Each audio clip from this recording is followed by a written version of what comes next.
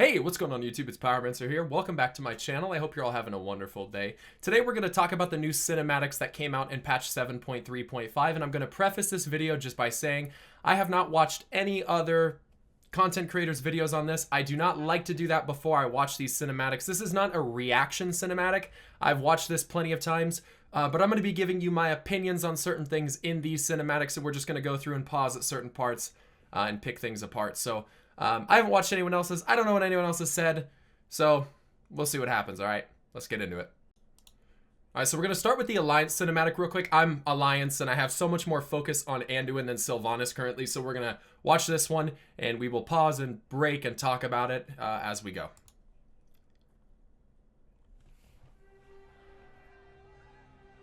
So in Stormwind, everything's looking real nice.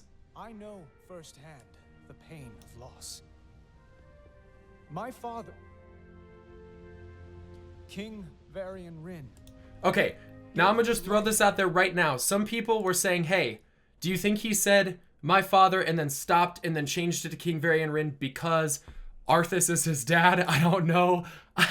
No, I don't think so. I think the reason he did that was maybe a show of respect for his people and for his father. Rather than referring to him just as my father, he wants to refer to him as King Varian Rin. And I think for Anduin, that might be a little more symbolic of the value of what his father gave to this kingdom of Stormwind. So, to save his people.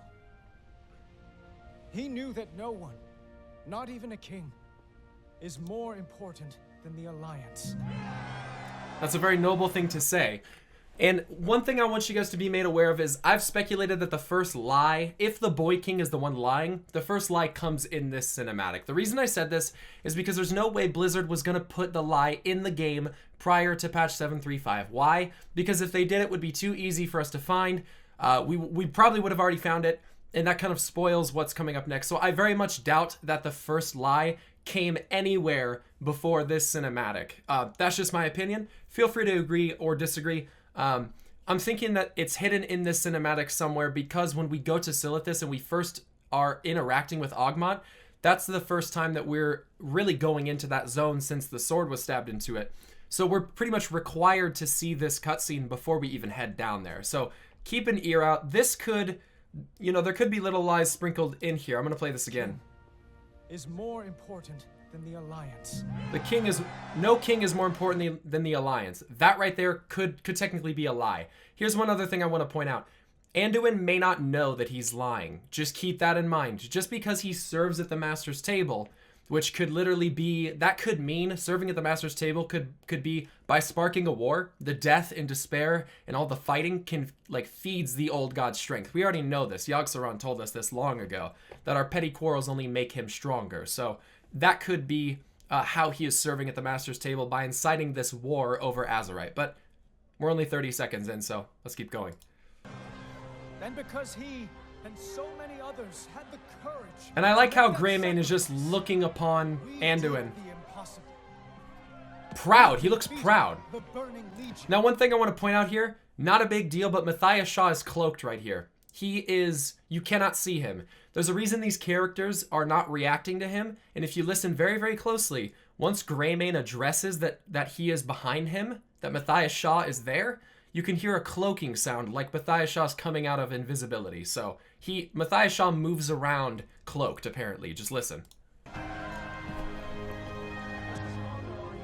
Spymaster Shaw. Back so soon? Right there. So let me just address this right now.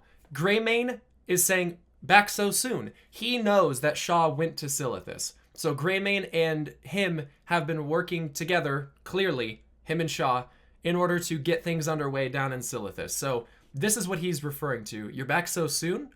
And this is what Shaw has to say. Our lives, our joy. I need to speak with him.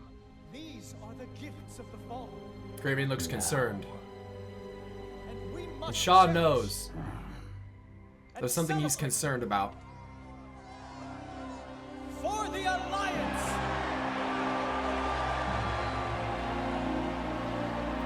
The lie could very well be that the Legion is defeated permanently.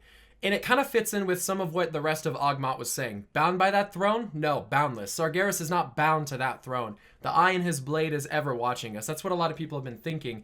And if that is the case, the lie in this situation could be that the Legion is defeated. But if Sargeras is still operating, whether we know it or not, from the Pantheon remotely, this could technically be a lie and Anduin might not know it.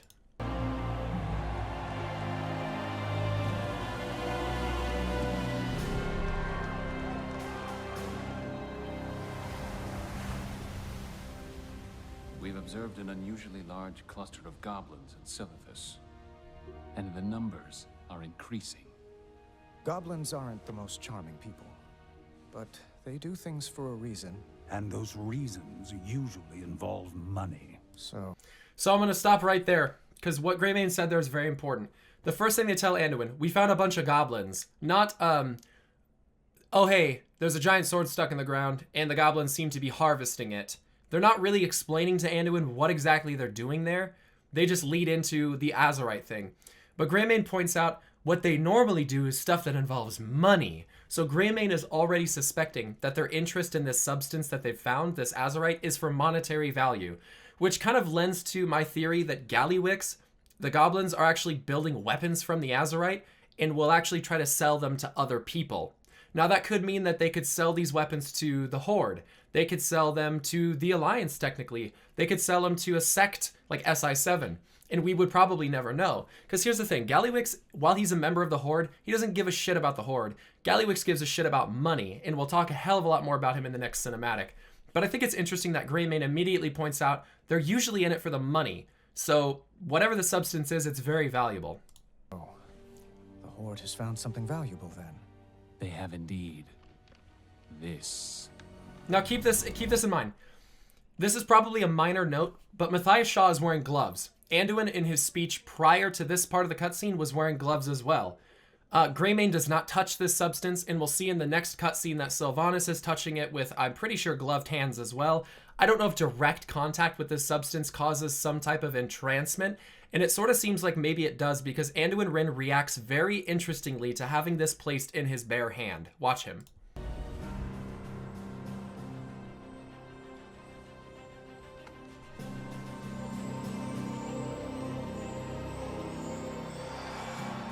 You see that? His face, he takes a breath and he almost looks entranced by it. And I'm very concerned at that because we already know that use of the arcane wells like the Well of Eternity, the Sun Well, and the Night Well can result in addiction. And I'm very, very concerned that this substance is like the crystal meth of the WoW universe. You know what I'm saying? So I'm worried that this shit is going to be super volatile, super addictive. And I'm concerned already with how Anduin is reacting to having it in his hand. What is this? We don't know. We don't know, It would Matthias seem Shaw the says. Horde does, and we must find out more. Agreed. We have eyes on it. And then here's the part that everyone's talking about.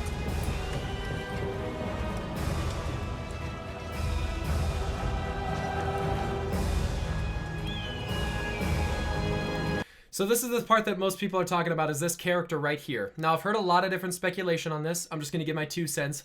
There's no way that this is Matthias Shaw. Why? Because this character is a female. How do I know that? She has boobs. You can tell clearly right here. It's a female character just by the shape of the body.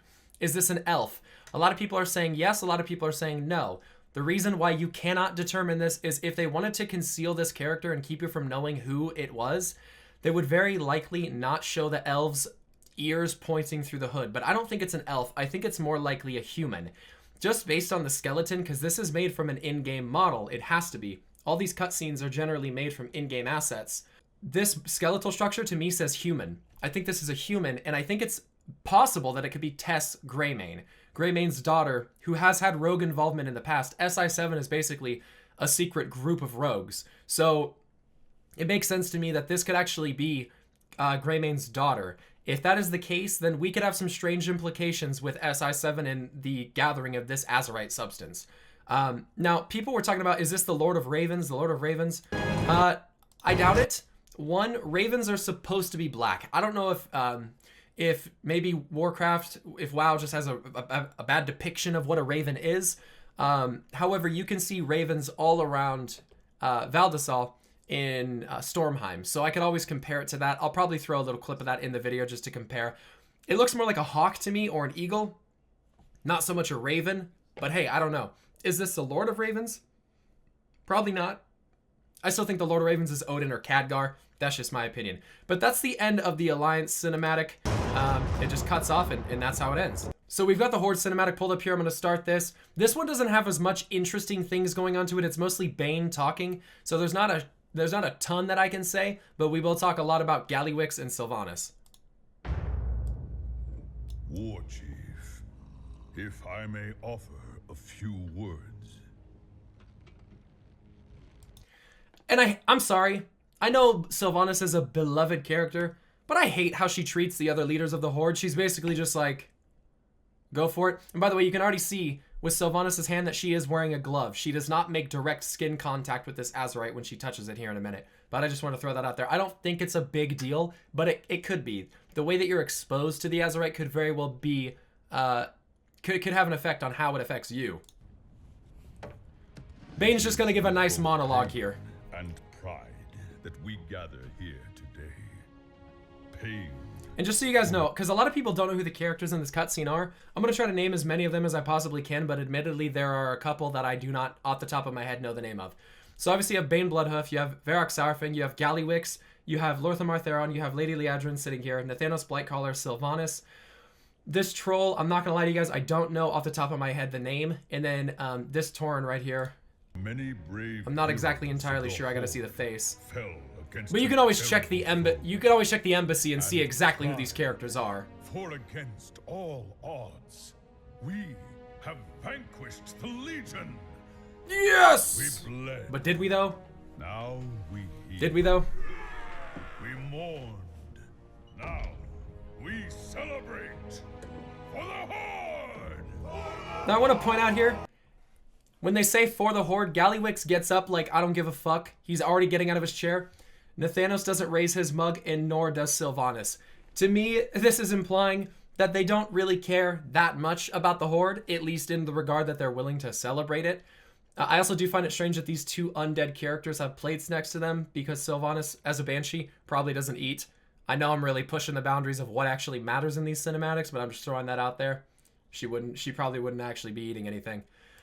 But this fat little fuck, this sketchy little rat fucker, gets up and starts walking to Sylvanas. He comes over. War Chief! A moment of your time? I'd be like, get the fuck out of my face, Gallywix. You short little fat round shit. I don't want anything to do with you. You don't care about your people. You don't care about the Horde. All you care about is money. You little shit. Get out of my face. And that's how she feels, it looks like. She's like looking down upon him like... Gallywix wants to push his And already Bane and Saurfang are like, I don't like this guy. Scurry about their business. And get eaten if they're not careful. Rats scurry about their business and get eaten if they're not careful. Now this is a totally random just thought. Random. Take from it what you want. This is just something I was thinking of. I bet wolves would eat rats. And Gen Greymane's a wolf. So get your tinfoil hats on. We're going in. So here he is whispering to Sylvanas, you know, whatever. And obviously whatever he's telling her is significant enough that she gets up and leaves. So they actually go into this private little room, obviously. And Saurfang is very, very concerned. Does keep sending more goblins to Silithus. This kind of caught Saurfang off guard when he said that. Good has ever come out of Silithus. Yeah, Saurfang is already concerned, obviously. When he hears Bane say he's been sending more and more goblins there, he's like, whoa, what the fuck? How about we don't do that, because he knows what happened in Silithus.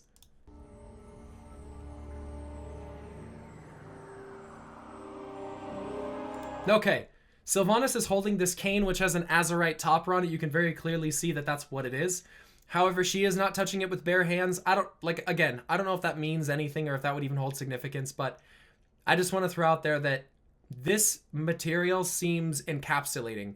It seems like it's almost instantaneously not brainwashing these people, but pushing them to be a little bit more reckless. will change everything. I told you! And the Alliance knows nothing of this? Don't worry, War Chief.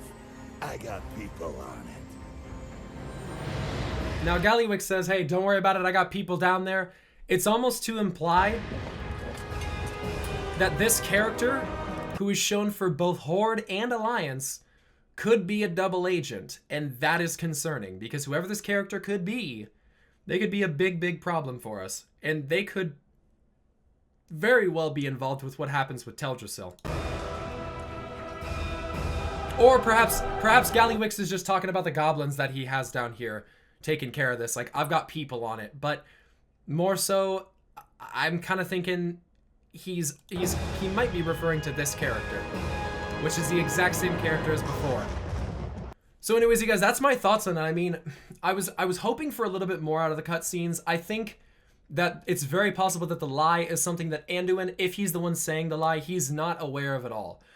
It could also be that the masters are the ones telling the lies. That, you know, that could be any number of characters in any regard.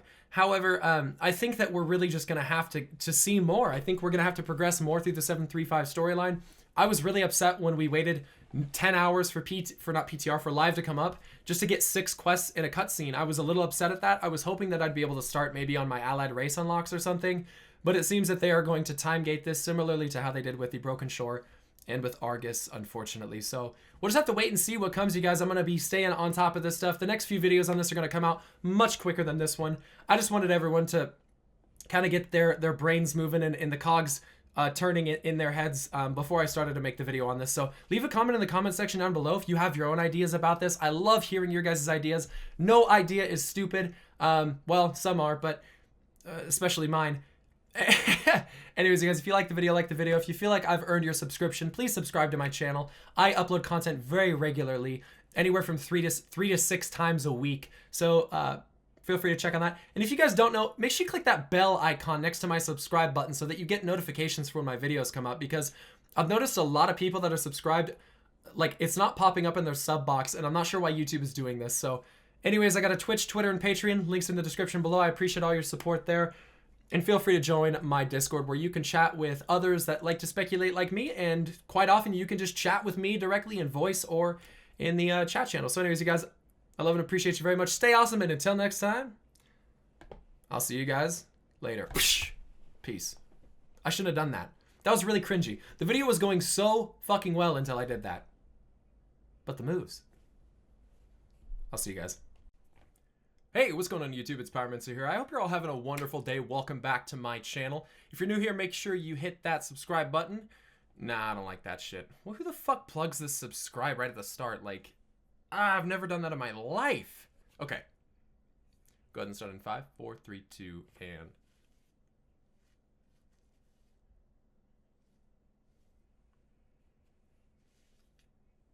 1.